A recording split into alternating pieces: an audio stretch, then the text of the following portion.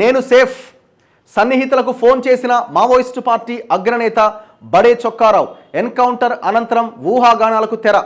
ఛత్తీస్గఢ్లో మొన్న 2 రోజుల కింద ఒక ఎన్కౌంటర్ జరిగింది, 3-4 రోజుల కింద. ఆ ఎన్కౌంటర్లో 12 మంది చనిపోయారన్నది పోలీసులు. అంతలోనే మావోయిస్టుల పేరుతో ఒక లేఖ రిలీజ్ అయింది. ఆ లేఖలో ఏమున్నదంటే గంగా ఆర్ సంథింగ్ పేరుతో రిలీజ్ అయిన లేఖలో 12 మంది కాదు 18 మంది చనిపోయారు. 18 మందిలో 12 డెడ్ బాడీస్ ఏమో పోలీసులు తీసుకుపోతే 6 మృతదేహాలని మేము తీసుకెళ్ళిపోయినాం. అందులో బడే చొక్కారావు దామోదర్ తెలంగాణ రాష్ట్ర కార్యదర్శి ఉన్నారు అని ఆ లేఖ సారాంశం. దీంతో రాష్ట్రం అంతా ఒక పెద్ద ఉలిక్కిపాటు. నిజంగానే బడే చొక్కారావు చనిపోయింది, ఆయన ఎక్కడున్నాడు అని. ఆ లేఖను మరి ఎవరు సృష్టించారు? ఇప్పుడు ఆయన అదేమో మావోయిస్టుల పేరుతో వచ్చిన లేఖ.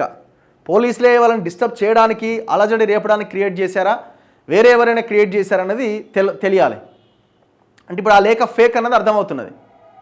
పోలీసులు చెప్పే 12 మందే చనిపోయారు అన్నది కరెక్ట్ అని అనిపిస్తున్నది. కానీ మన లేఖ ఎవరు క్రియేట్ చేశారు? ఇప్పుడు ఆయన ఫోన్ చేసినట్టు సన్నిహితులకు, నేను బాగానే ఉన్నా, నేను సేఫ్గానే ఉన్నా, నన్ను ఎవరు ఏమీ చేయలేదు అని.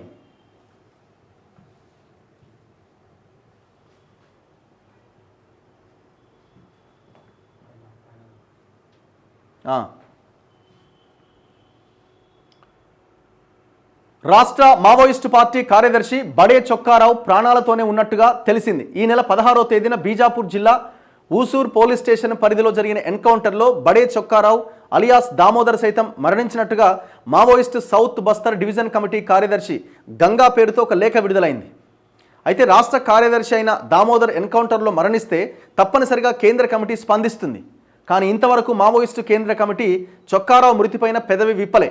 కేవలం సౌత్ బస్తర్ డివిజన్ కమిటీ మాత్రమే స్పందించినట్లు లేఖ విడుదల కావడంతో ఆ లేఖ పైన అనుమానాలు వ్యక్తమైనాయి.